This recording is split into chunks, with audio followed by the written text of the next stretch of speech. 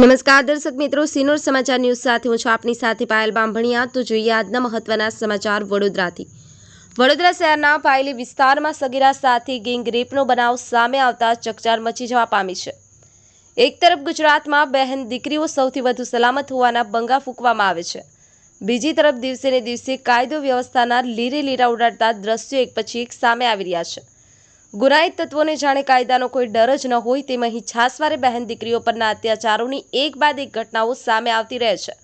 હજુ તો દાહોદની ઘટનાની સાઈ સુકાઈ નથી, ત્યાં વધુ એક દુષ્કર્મની ઘટના વડોદરાથી સામે આવી છે, જેમાં વડોદરા શહેરના પાયલી વિસ્તારમાં તેના મિત્ર સાથે બેઠેલી સગીરા સાથે ગેંગરેપની ઘટના બનતા સનસનાટી મચી ગઈ છે।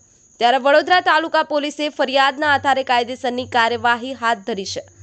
અત્રે ઉલ્લેખનીય છે કે આ ઘટનાના પગલે વડોદરા જિલ્લા પોલીસ વડા રોહન આનંદ, ડીવાયએસપી સહિત તાલુકા પોલીસ કાફલા સાથે એફએસએલની ટીમ તેમજ પોલીસના ઉચ્ચ અધિકારીઓ ઘટના સ્થળે પહોંચી બનાવ સંદર્ભે વધુ તપાસ હાથ ધરી છે। બ્યુરો રિપોર્ટ, સિનોર સમાચાર ન્યૂઝ, વડોદરા। આપણી આસપાસ બનતી ઘટનાના સમાચાર જોવા માટે સિનોર સમાચાર ન્યૂઝને લાઇક કરો, શેર કરો, ચેનલને સબસ્ક્રાઇબ કરો। બાયલી ગામે રોડ ઉપર બનાવ બનેલો છે। અહીંયા સર સામે રોડ ઉપર બનાવ બનેલો છે અને તપાસ ચાલુ છે।